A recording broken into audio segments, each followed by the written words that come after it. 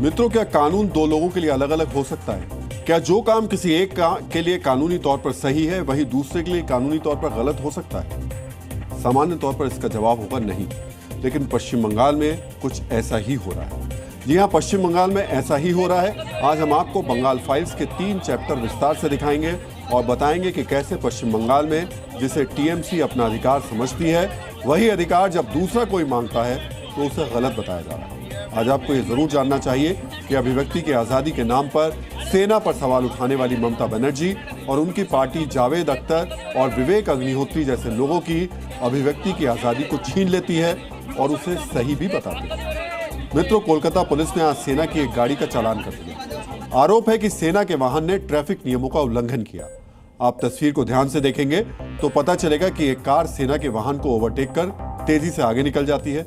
Traffic police का जवान उस कार को नहीं रोकता, वो सेना के वाहन को रोकता है और उसका चालान कर देता है। जिस अंदाज में सेना की गाड़ी का चालान हुआ, उससे आपके मन में भी सवाल उठ रहे होंगे। अब आप इन तस्वीरों को देखिए। 24 घंटे पहले पश्चिम बंगाल की मुख्यमंत्री ममता बनर्जी के ये प्रदर्शन की तस्वीरें हैं। ये तस्वीर आज हम आपको इसलिए दिखा रहे हैं क्योंकि ममता बनर्जी का ये प्रदर्शन सेना की एक कार्रवाई के खिलाफ था। अब सोचिए, 24 घंटे पहले ममता बनर्जी प्रदर्शन करती हैं और आज उनकी पुलिस सेना की गाड़ी का चालान काट देती है। क्या इसमें कोई संबंध है?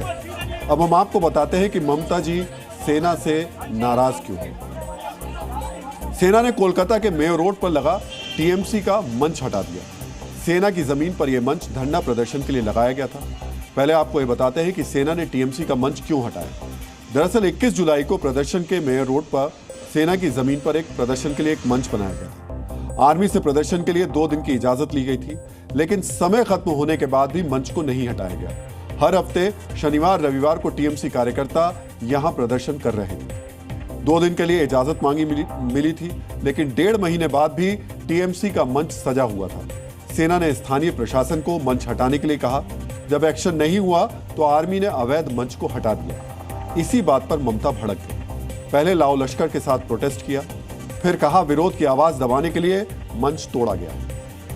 It is unethical, unconstitutional, undemocratic, unethical, लेकिन जितना करेगा इसका रिजल्ट इतना बुरा होगा। ये नहीं करना चाहिए।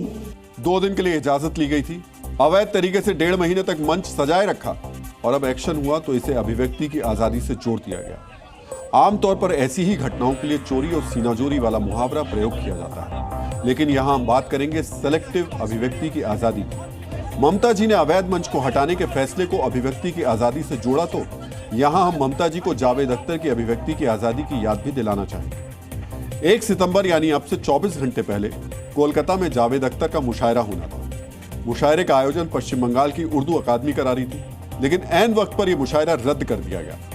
ममता सरकार की उर्दू अकादमी ने इसका कोई कारण नहीं बताया, लेकिन हम आपको बताते हैं क्यों ममता बनर्जी सरकार की उर्दू अकादमी ने जावेद अख्तर का मुशायरा रद्द कर दिया। मित्रों, कुछ कट्टरपंथियों ने जावेद अख्तर के कार्यक्रम पर आपत्ति की। कट्टरपंथियों के इस समूह में जमीयत उलेमा भी शामिल है। इन कट्टरपंथियों का कहना था कि जावेद अख्तर की कुछ टिप्पणियों ने मुसलमानों के एक वर्ग की भावनाओं को ठेस पहुंचाई है। जी न्यूज़।